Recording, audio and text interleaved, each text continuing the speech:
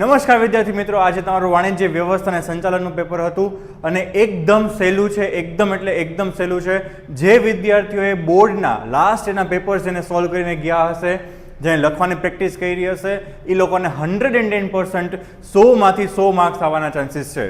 અને Radhika ક્લાસીસના marathon session, જે 1 થી 7 ચેપ્ટરના મેરેથોન સેશન છે, એ કર્યા હોય, પ્લસ એ લોકોએ ઇમ્પોર્ટન્ટ ક્વેશ્ચનનો વિડીયો જોઈને ઇમ્પોર્ટન્ટ ક્વેશ્ચન રિવાઇઝ કર્યા હોય, અને સોને પે સુહાગા એટલે કે જે લોકોએ મોક ટેસ્ટ બંને એક્ઝામ પણ આપેલી હશે, એ લોકોને આ પેપર મોક ટેસ્ટ 3 લખતા હશે એવું જ લાગશે. બરોબર છે? એટલે 100માંથી 100 લેવા એટલે સાવ રમત વાત છે. બોર્ડે એકદમ ઇઝી પેપર કાઢ્યું છે.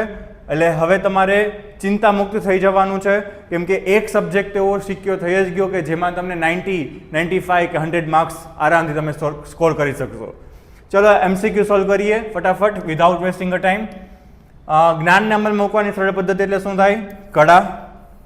નવ પ્રશિષ્ટ વિચારધારાના પ્રણેતા આપણે અહીંયા વારંવાર ક્લાસમાં કરેલું છે, એલ્ટન મેયો. પછી છે આયોજનની વિવિધ વિધિનો પ્રથમ તબક્કો. આયોજનની પ્રક્રિયા આપણે ક્લાસમાં કેટલી વખત રિપીટ કરી છે. પ્રથમ તબક્કો આવે હેતુ નિર્ધારણ. કયા વ્યવસ્થા તંત્રને લશ્કરી વ્યવસ્થા તંત્ર કહે છે? રૈખિક વ્યવસ્થા તંત્રને. નીચેનામાંથી શું અપનાવવાથી ભાવિ સંચાલકો તૈયાર થાય છે? તો કે વિકેન્દ્રીકરણ અપનાવવાથી ભાવિ સંચાલકો તૈયાર થાય છે, કેમ કે ઉચ્ચ સપાટી સંચાલન નીચેના મધ્ય સપાટી તળ સપાટીને કાર્ય સોંપશે તો એ લોકોને ડિસિઝન લેવાનો ખ્યાલ આવશે. ઉમેદવારની અરજી મળ્યા સુધીના કાર્યને શું કહે છે? ભરતીનું કાર્ય. અને ત્યાર પછી અરજી મળી જાય પછી પસંદગીનું કાર્ય આવે. રાઈટ? પસંદગીની પ્રક્રિયા શરૂ થાય છે. ઉચ્ચ સંચાલકો અને વિભાગીય અધિકારીઓને આપવામાં આવતા સૈદ્ધાંતિક, અહીંયા ઉચ્ચ સંચાલકોની વાત કરે છે. ઉચ્ચ સંચાલકોને જે કંઈ તાલીમ આપો એને કહેવાય વિકાસ. ત્યાર પછી દોરણીના કયા તત્વમાં દેખરેખ, નિયમન અને વિશ્લેષણનો સમાવેશ થાય છે? એટલે કે દોરણીમાં આપણે નિરીક્ષણ, સુપરવિઝન કરીએ, એમાં નિયમન, દેખરેખ અને વિશ્લેષણનો સમાવેશ કરવામાં આવે છે. નેતૃત્વના અમલ માટે શાનું અસ્તિત્વ હોવું જરૂરી છે? નેતૃત્વ તો જ થશે જો તમારી નીચે તાબેદારો કામ કરતા હશે. રાઈટ? તાબેદાર હોવા કમ્પલસરી છે. પ્રયત્નો, પરિણામ તથા સાધનો અને ઉદ્દેશો વચ્ચે સંતુલન સાધવાનું કાર્ય એટલે શું? તો કે અંકુશ. સંપત્તિના મહત્મીકરણનો અભિગમ કયા ખ્યાલ ઉપર આધારિત છે? રોકડ પ્રવાહ. રોકાણ અંગેના નિર્ણયો એટલે શું? તો કે મૂડી બજેટિંગ. સંગઠિત નાણાં બજારનું નિયંત્રણ કોના દ્વારા થાય? તો કે સેબી દ્વારા. નવી બહાર પાડવામાં આવેલી જામીનગીરીનું વેચાણનું બજાર એટલે શું? પ્રાથમિક બજાર. નવી જામીનગીરીઓની વાત કરે છે. નવી જામીનગીરી જ્યારે પણ બહાર પાડવામાં આવે ત્યારે શું કહેવાય છે? પ્રાથમિક બજાર. બ્રાન્ડિંગનો મુખ્ય ઉદ્દેશ શું છે? તો કે હરીફોની પેદાશથી પોતાની પેદાશને અલગ બનાવવાનો છે.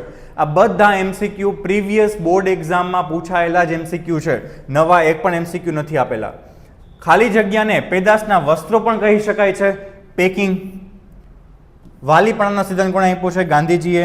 નીચેનામાંથી કયો હક ગ્રાહક સુરક્ષાના કાયદા 1986 મુજબ નથી? જેને ગ્રાહક સુરક્ષાના બધા હકો અને અધિકાર આવડતા હશે એને આ MCQ આવડી જશે. સુરક્ષા, જાણકારી, પસંદગી, આ બધાના અધિકાર છે, પ્રાથમિક જરૂરિયાત નથી. કયા પ્રકારના આયોગમાં સભ્યોની નિમણૂક કેન્દ્ર સરકાર કરે છે? તો કે રાષ્ટ્રીય સ્તર પર. આવશ્યક, આ એક થોડો કન્ફ્યુઝિંગ હતો MCQ, કે એમાં બધા વર્ષો હતા, તમે બધા વર્ષો યાદ રાખેલા હશે તો તમને આવડ્યો હશે. આવશ્યક ચીજ વસ્તુ ધારો કીધો છે, જે આવે 1955. 1986માં ગ્રાહક સુરક્ષા ધારો હતો, ભૂલથી કરી એવા હો તો ખોટું છે, પણ ચિંતા કરવાની જરૂર નથી. 20માંથી 19 તો આવી જ ગયા છે. ત્યાર પછી છે વિભાગ બી. આ પણ સાવ સહેલો છે. એઝ એક્સપેક્ટેડ પેલો ક્વેશ્ચન પહેલા ચેપ્ટરમાંથી જોવો જોઈએ. સંચાલન એટલે શું? તો કે સંચાલન એટલે અન્ય વ્યક્તિ સાથે રહીને અન્ય વ્યક્તિ પાસેથી કામ લેવાની કળા, એટલે શું કહેવાય? સંચાલન. નીતિ એટલે શું? તો કે નીતિ એટલે આયોજક દ્વારા, ધંધાના ઉચ્ચ સપાટી સંચાલક દ્વારા જે ધ્યેય નક્કી કરવામાં આવેલા છે એ ધ્યેયને હાંસલ કરવા માટે જે વ્યૂહરચના બનાવે છે એને કહેવાય છે નીતિ. સત્તા સોંપણી કોને કહેવાય છે? Very easy question. સત્તા સોંપણીના મૂળ તત્વો તમે કર્યા હોય તો એના અર્થમાં તમારે દર વખતે તમે લખતા કે સત્તા સોંપણી એટલે શું થાય? તો કે સત્તા સોંપણી એટલે જ્યારે ઉચ્ચ સપાટીથી નિમ્ન સપાટી તરફ સત્તાની સોંપણી કરવામાં આવે છે, જેને કહેવાય સત્તા સોંપણી.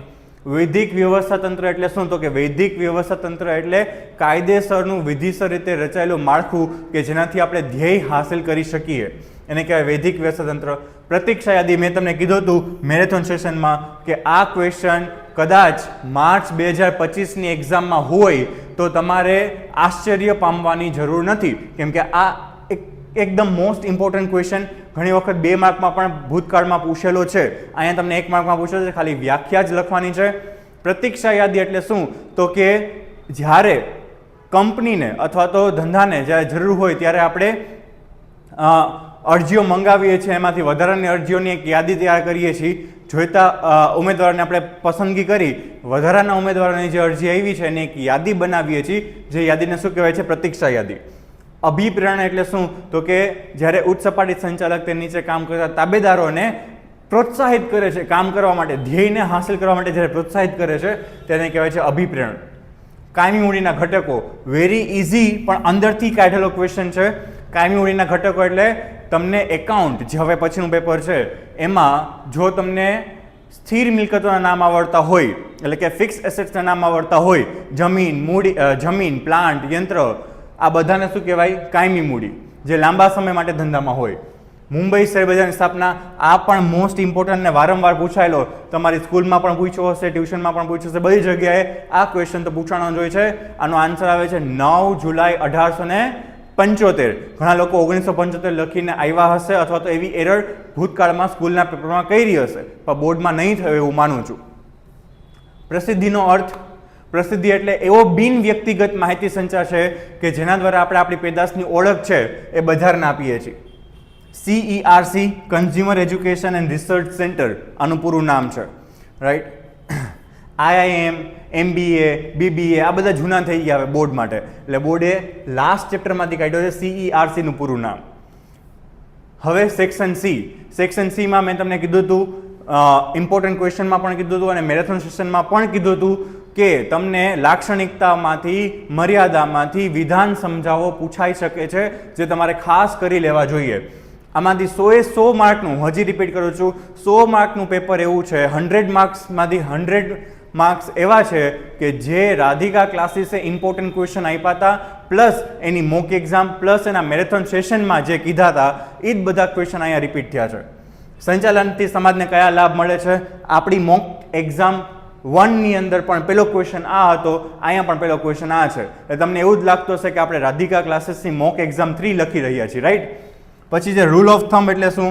આયોજન ખર્ચ એટલે શા માટે? આયોજનની મર્યાદામાંથી પૂછેલો ક્વેશ્ચન.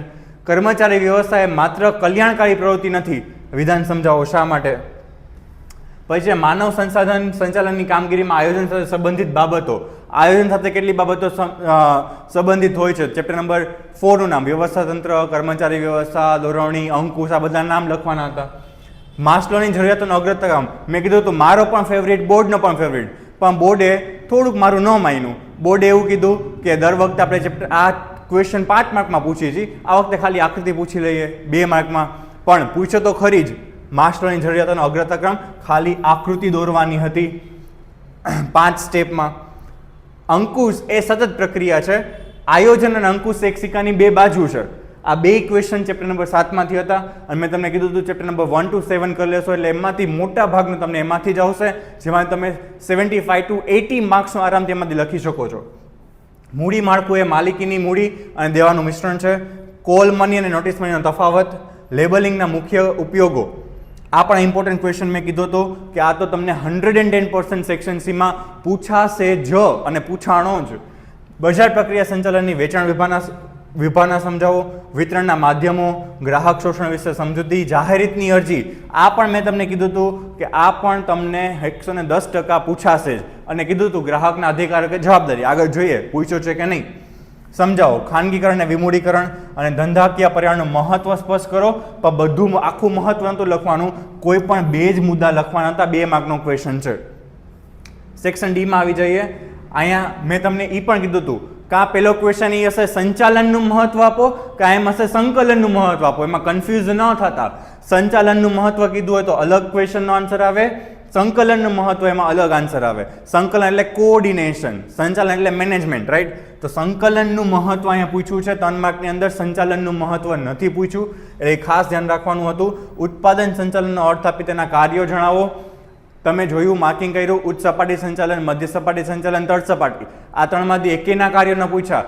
પહેલો પાર્ટ, છેલ્લો ક્વેશ્ચન ઉત્પાદન સંચાલનના કાર્યો પૂછ્યા છે. ત્યાર પછી છે સમજાવો. સત્તાની રેખિક સાંકળનો સિદ્ધાંત અને પહેલવૃત્તિનો સિદ્ધાંત. હેનરી ફેલના 14 સિદ્ધાંતમાંથી 2 સિદ્ધાંત પૂછ્યા છે, 1.5 માર્કના 2. એક ઉપયોગી યોજનાના આકસ્મિક યોજના ચેપ્ટર નંબર 3 યોજનાના પ્રકારમાંથી 2.5 માર્કના 2 પૂછ્યા છે. કાર્યાનુસાર વ્યવસ્થા તંત્ર સમજાવો. આકૃતિ મેં કીધું હતું કે મોસ્ટ ઇમ્પોર્ટન્ટ છે, આકૃતિ સાથે તમારે એક્સપ્લેનેશન આપવાનું હતું. કાર્યાનુસાર વ્યવસ્થા તંત્રનો અર્થ, એની આકૃતિ અને એનું પછી આકૃતિનું વિશ્લેષણ. વ્યવસ્થા તંત્રની લાક્ષણિકતા, આ પણ આપણે અહીંયા મોક એક્ઝામમાં પૂછેલો ક્વેશ્ચન છે. ઓલમોસ્ટ બધા ક્વેશ્ચન મોક એક્ઝામ 1-2 માંથી પૂછેલા છે. લગભગ 70 માર્કનું એવું હશે જે આપણે મોક એક્ઝામ 1-2 માં પૂછેલું છે, અને બાકી બધા ક્વેશ્ચન આમાં જે પૂછેલા છે બધા ક્યાંક ને ક્યાંક આઈએમપી વિડીયોમાં કવર થઈ ગયા છે, આઈએમપી ક્વેશ્ચનના વિડીયોમાં કવર થઈ ગયા છે. તાલીમ ખર્ચાળ છે, પરંતુ તેની ગેરહાજરી વધુ ખર્ચાળ છે. બોર્ડ એક્ઝામમાં વારંવાર પૂછાતો ક્વેશ્ચન છે. અંકુશની પ્રક્રિયાના છેલ્લા તબક્કા વિશે સમજાવતા મેં તમને કીધું હતું કે અંકુશની પ્રક્રિયા તમે જ્યારે આખું સમજાવ્યું હતું ત્યારે છેલ્લા 3 પોઈન્ટ, કેમ કે 3 પોઈન્ટ છે એની અંદર 3 માર્કમાં પૂછાઈ શકે એવો ક્વેશ્ચન, ખાલી એક જ મુદ્દો, પ્રક્રિયાનો છેલ્લો તબક્કો તમારે સમજાવવાનો આવે. તફાવત આપો કુલ કાર્યશીલ મૂડી અને ચોખ્ખી કાર્યશીલ મૂડી. નોંધ લખો નેશનલ સિક્યોરિટી ડિપોઝિટરી લિમિટેડ. આ એક થોડોક ઓડ ક્વેશ્ચન પૂછ્યો છે, આવો કોઈ દિવસ પૂછાનો નથી. સેબીના કાર્યો પૂછાણા છે, પણ અહીંયા તમને NSDL વિશે તમારે ટૂંક નોંધ લખવાની હતી કે એનું કાર્ય શું છે, પણ ઓપ્શનમાં નીકળી જાય કદાચ ના આવડતું હોય તો. વેચાણ વૃદ્ધિની પ્રયુક્તિ સમજાવો અને વૈશ્વિકીકરણની ભારતીય અર્થતંત્ર પર ઉદ્ભવેલ હકારાત્મક અસરો વિશે તમારા પ્રતિભાવ આપો. ત્યાર પછી છે વિભાગ E, જે મોસ્ટ એક્સપેક્ટેડ ક્વેશ્ચન હતા કે આ જ ટાઈપના ક્વેશ્ચન તમને આવશે, બરોબર છે. સંચાલનની વિવિધ સપાટી વચ્ચેનો તફાવત સ્પષ્ટ કરો. ચેપ્ટર નંબર 1 3 પાર્ટમાં તફાવત સમજાવવાનો હતો. આયોજન એટલે શું તેની લાક્ષણિકતા, મોક એક્ઝામ 2. પસંદગીની પ્રક્રિયા, મોક એક્ઝામ 2. દ્રોણીનો અર્થ આપી તેની લાક્ષણિકતા, આપણી મોક એક્ઝામમાં નથી પૂછ્યો, પણ બિન નાણાકીય પ્રોત્સાહનની સમજ, મોક એક્ઝામ 2. ગ્રાહક સંરક્ષણના કાયદા મુજબ ગ્રાહકની જવાબદારી લખો, મોક એક્ઝામ 2. મોક એક્ઝામ 2 માં તમે જોઈ શકો છો કેટલા ક્વેશ્ચન પૂછાણા છે અને બોર્ડે શું પૂછ્યું છે, રાઈટ. એટલે તમારું પેપર એકદમ ઇઝી ગયું હશે, મને ખબર જ છે, રાઈટ. બીજું, હવે આમાં પેપર વયું ગયું છે, હવે તમારે આના વિશે વિચારવાનું નથી. ભલે ગમે એટલું સારું પેપર ગયું હશે, હજી બાકીના તમારા 5 પેપર બાકી છે. એ 5 પેપર ઉપર જ આવી રીતે ઇક્વલ ફોકસ આપી અને આના ઉપર પણ તમારે આવી જ રીતે પેપર ગમે એવું નીકળે, આપને બધું આવડે જ છે, એ પોઝિટિવિટી સાથે અને એવી હકારાત્મકતા સાથે આપણે આપણું પેપર છે એ કમ્પ્લીટ કરવાનું છે. So all the best for the remaining papers. અકાઉન્ટનું પેપર છે, 2 દિવસની રજા છે, 2 દિવસમાં એક પણ મિનિટનો ટાઈમ વેસ્ટ ન કરતા. નકર આમાં 100 માંથી 100 આવશે અને અકાઉન્ટમાં 90 આવશે ને તો 10 માર્કના લોસનો તમને અફસોસ આખી જિંદગી ભર રહેશે, right. So all the best for your account paper. Thank you.